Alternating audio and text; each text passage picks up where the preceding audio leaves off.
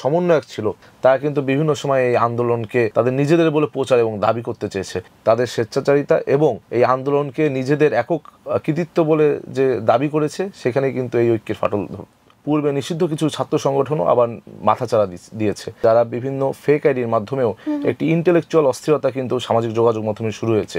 দর্শক সবাইকে আমন্ত্রণ জানাই দি ডেইলি ক্যাম্পাসের বিশেষ আয়োজনে। আপনাদের সাথে রয়েছি আমি সানজানা ঢালি। দর্শক, সারা দেশের ক্যাম্পাসগুলোতে চলছে নানা অস্থিরতা, এর মাঝে চলছে ছাত্র সংসদ নির্বাচনের গুঞ্জনও। আজ এই সার্বিক বিষয়গুলো নিয়ে কথা বলার জন্য আমাদের সাথে রয়েছেন এমন একজন ছাত্র নেতা, যিনি ঢাবি ক্যাম্পাসে শিক্ষার্থীদের জন্য free medical campaign, girls common রুমে ভেন্ডিং মেশিন স্থাপন, কোরআন তেলাওয়াত প্রতিযোগিতা ও সাংস্কৃতিক প্রতিযোগিতা সহ নানা উদ্যোগ সম্পূর্ণ নিজেই করে যাচ্ছেন। তিনি ঢাবি ক্যাম্পাসের পরিচিত মুখ, বাংলাদেশ জাতীয়তাবাদী ছাত্রদল জসিমউদ্দিন হল শাখার প্রচার সম্পাদক শেখ তানভীর বারী হামিম। আসন্ন ডাকসু নির্বাচনের প্রার্থী হিসেবেও বেশ আলোচিত হচ্ছে তার নাম। আজ তিনি রয়েছেন দি ডেইলি ক্যাম্পাসের সঙ্গে। ভাইয়া, আপনাকে আমন্ত্রণ জানাই আমাদের আয়োজনে। ধন্যবাদ আপনাকেও। আপনি কেমন আছেন? জি, ভালো আছি। আচ্ছা ভাইয়া, আমি আপনার কাছে প্রথমেই জানতে চাইবো, 5ই আগস্ট পরবর্তী সময়ে বাংলাদেশের শিক্ষাঙ্গনগুলোতে বেশ অস্থিরতা সৃষ্টি হয়েছে এবং সম্প্রতি সময়ে এই অস্থিরতার পরিমাণ আরো বেড়ে গেছে। এর কারণ কি এবং এই বিষয়গুলো আপনি কিভাবে দেখছেন? আপনারা জানেন যে সাম্প্রতিক সময়ে আমাদের ঢাকা বিশ্ববিদ্যালয়ের একজন ছাত্রদল নেতা শাহরিয়ার আলম শাম্য, তাকে কিন্তু ক্যাম্পাস সংলগ্ন এলাকায় হত্যা করা হয়েছে, যার শোকের ছায়া আমাদের ঢাকা বিশ্ববিদ্যালয়ের শিক্ষার্থীদের ভিতর এবং আমার ভিতরেও বিদ্যমান, যেহেতু তিনি আমার দীর্ঘ 5 বছরের রাজনৈতিক সহযোদ্ধা এবং সহপাঠী। আমি শুরুতেই শাহরিয়ার আলম শাম্যের আত্মার মাগফিরাত কামনা করছি। দেখুন, আপনি বললেন যে আমাদের সাম্প্রতিক সময়ে ক্যাম্পাসগুলোতে অস্থিরতা বেড়েছে। 5ই আগস্টের পূর্ববর্তী সময়ে একটি ফ্যাসিস্ট সরকার দীর্ঘ 17 বছর কিন্তু এই ক্যাম্পাসগুলোতে জোর দখল করে রেখেছিল। আমরা যদি মনে করার চেষ্টা করি, 2010 সালেও কিন্তু ছাত্রলীগের 2 গ্রুপের সংঘর্ষে আবু বকর নামে ঢাকা বিশ্ববিদ্যালয়ের একজন শিক্ষার্থীকে হত্যা করা হয়েছিল। 5ই আগস্ট পরবর্তী সময়ে কিন্তু ঢাকা বিশ্ববিদ্যালয় ক্যাম্পাসে একটি মুক্ত বুদ্ধির চর্চা যে স্থান ছিল, সেটি আবার নতুন করে শুরু হয়েছে। যে আমরা আপনি অস্থিরতা আগে এক সময় ছিল শুধু সংঘর্ষের অস্থিরতা, কিন্তু আমরা ইতোমধ্যে দেখতে পাচ্ছি যে এখন কিন্তু অস্থিরতার বিভিন্ন ডাইমেনশন তৈরি হয়েছে। যেমন এখন কিন্তু আমরা দেখতে পাই সামাজিক যোগাযোগ মাধ্যমে ইন্টেলেকচুয়াল অস্থিরতাও শুরু হয়েছে, অর্থাৎ বিভিন্ন ছাত্র সংগঠনের ভিতর যেমন পজিটিভ কাজের প্রতিযোগিতা রয়েছে, ঠিক একইভাবে আমরা দেখতে পাচ্ছি কোনো কোনো ছাত্র সংগঠন প্রকাশ্যে, যেমন আমরা বাংলাদেশ জাতীয়তাবাদী ছাত্রদলের রাজনীতি করি, আমাদের কিন্তু কয়জন কর্মী রয়েছে, কয়জন নেতা রয়েছে, কার পদ আছে কার নেই, সকলেই কিন্তু সবকিছু কিন্তু একদম প্রকাশিত। কিন্তু এমন ছাত্র সংগঠন আমরা দেখতে পাচ্ছি যারা 5ই আগস্ট পূর্ববর্তী সময়ে এবং ঢাকা বিশ্ববিদ্যালয়ের 90 দশকেও একসময় নিষিদ্ধ ছিল পরিবেশ সংসদের মাধ্যমে, কিন্তু 5ই আগস্ট পরবর্তী সময় যেহেতু মুক্ত বুদ্ধির চর্চা আবার ঢাকা বিশ্ববিদ্যালয়ে শুরু হয়েছে, এই সুযোগে কিন্তু পূর্বে নিষিদ্ধ কিছু ছাত্র সংগঠনও আবার মাথাচাড়া দিয়েছে, যারা বিভিন্নভাবে এখন দেখা যাচ্ছে যারা বিভিন্ন ফেক আইডির মাধ্যমেও একটি ইন্টেলেকচুয়াল অস্থিরতা কিন্তু সামাজিক যোগাযোগ মাধ্যমে শুরু হয়েছে। আর যেহেতু আগেও এক অস্থিরতা ছিল, কিন্তু অস্থিরতা আমার মনে হয় যে সাম্প্রতিক সময়ে বাড়েনি, বরং কমেছে। আগে যে অস্থিরতা ছিল তাতে মানুষ হত্যা হতো, রেগুলার কিন্তু ক্যাম্পাসগুলোতে একটি লাশের রাজনীতি হতো। কিন্তু 5ই আগস্ট পরবর্তী সময়ে যেহেতু একটি অনির্বাচিত সরকার এখন রয়েছে, একটি ইন্টারিম গভর্নমেন্ট রয়েছে, সুতরাং সবকিছু কিন্তু আনস্টেবল। আচ্ছা ভাইয়া, এই অবস্থা থেকে উত্তরণের জন্য ছাত্রদলের ভূমিকা কি?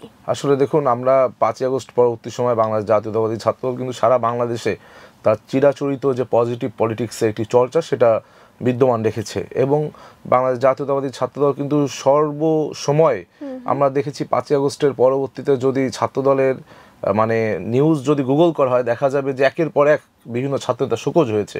অর্থাৎ দীর্ঘ 17 বছর পর হঠাৎ করে একটি যে উন্মুক্ত পরিবেশ, সেই উন্মুক্ত পরিবেশে কিন্তু বিভিন্ন ছাত্র নেতা নিজেদেরকে সংবৃত রাখতে পারেনি। সেই ক্ষেত্রে কিন্তু বাংলাদেশ জাতীয়তাবাদী ছাত্রদল তাদের চেইন অফ কমান্ড এবং বাংলাদেশের গণতান্ত্রিক পরিবেশ যাতে বজায় থাকে সেটা নিশ্চিতকরণের জন্য যারাই যে কোনো সময় যে কোনো ধরনের অপকৌশল করেছে তাদেরকে কিন্তু বহিষ্কার করা হচ্ছে। সুতরাং বাংলাদেশ জাতীয়তাবাদী ছাত্রদল কিন্তু তাদের জায়গা থেকে সম্পূর্ণরূপে যেন এই ধরনের খারাপ কাজগুলো না হয়, সমাজে সংগঠিত না হয় এবং শিক্ষার্থী বান্ধব কাজগুলো বেশি করে সংগঠিত হয়, তার জন্য যা যা করণীয় সেগুলো করছে। আচ্ছা ভাইয়া, আমরা সম্প্রতি দেখেছি যে আপনি ঢাবি ক্যাম্পাসে কিছু শিক্ষার্থী বান্ধব কর্মসূচি নিজ উদ্যোগে করে যাচ্ছেন। এই কর্মসূচিগুলো বাস্তবায়ন করা কিভাবে সম্ভব হচ্ছে?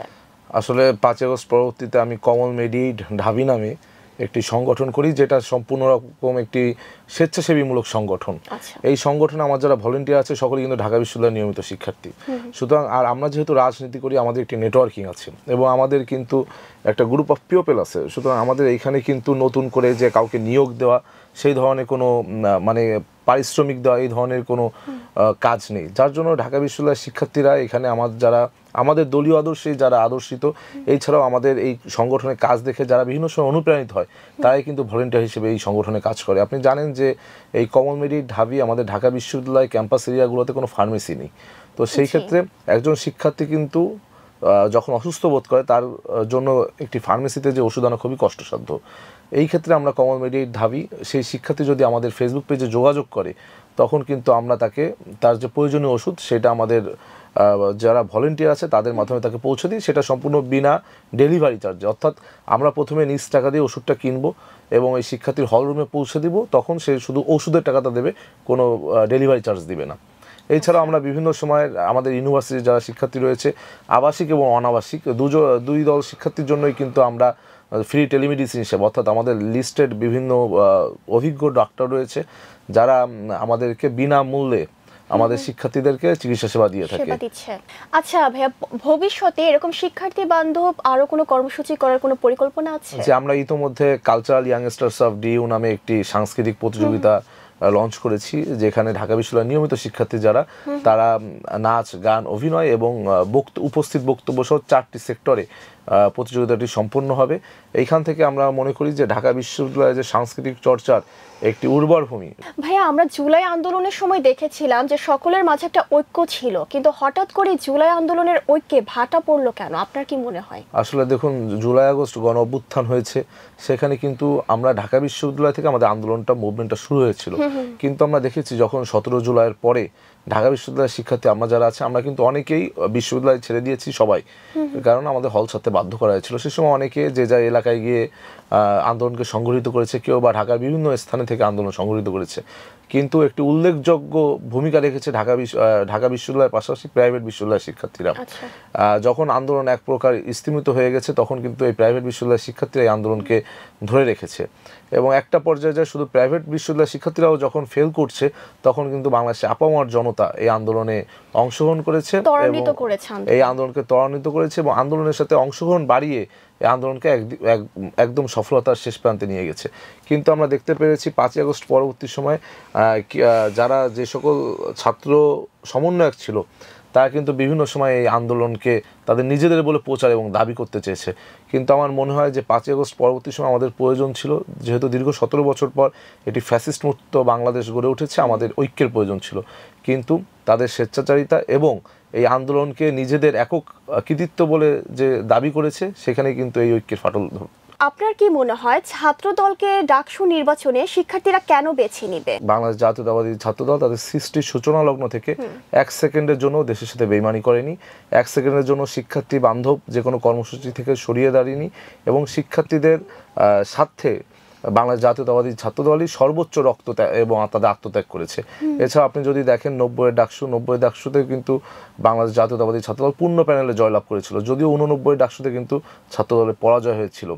এবং আপনি একটি বিষয় উপলব্ধি করবেন যে 89-এর ডাকসুতে যখন ছাত্রদলের পরাজয় ঘটেছিল, সেই সময় কিন্তু ক্যাম্পাসে একটি অস্থিতিশীলতা তৈরি হয়েছিল। কিন্তু 90-এর ডাকসুতে বাংলাদেশ জাতীয়তাবাদী ছাত্রদল যখন ভোটে অংশগ্রহণ করে, তখন বিভিন্ন ছাত্র সংগঠন একটি গুজব ছড়িয়েছিল বা একটি বাবল তুলেছিল যে ছাত্রদল তো গতবার হেরেছে এবং বিভিন্ন অস্থিতিশীলতা তৈরি করেছে, তাহলে তোমরা ছাত্রদলকে কেন বেছে নিবা? তখন ওই সময় শিক্ষার্থীরা বলেছিল যারা অস্থিতিশীলতা তৈরি করতে পারে তারা অস্থিতিশীলতা রোধও করতে পারে এবং সেই নির্বাচনে কিন্তু বাংলাদেশ জাতীয়তাবাদী ছাত্র পূর্ণ প্যানেলে জয়লাভ করে। সুতরাং 90-এর ডাকসুতে যেমন ছাত্রদলের জয়লাভ হয়েছে, আমরা আশা করি সামনে যে ডাকসু হবে এবং এই ডাকসুতে কিন্তু ছাত্রদল সম্পূর্ণরূপে প্রস্তুত রয়েছে।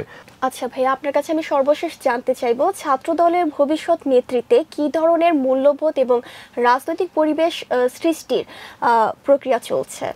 আমার মনে হয় যে ছাত্রদল যদি করতে হয়, একজন শিক্ষার্থীকে অবশ্যই কিন্তু বুকে সাহস এবং মস্তিষ্কে দেশপ্রেম প্রথমে থাকতে হবে। এই পরীক্ষা উত্তীর্ণ হওয়ার পরে তিনি যদি আদর্শিকভাবে বাংলাদেশ জাতীয়তাবাদী ছাত্রদলের সাথে তার আদর্শিকভাবে মনস্তত্ত্বের মিল হয়, তো সেই ক্ষেত্রে তিনি ছাত্রদল করতে পারে।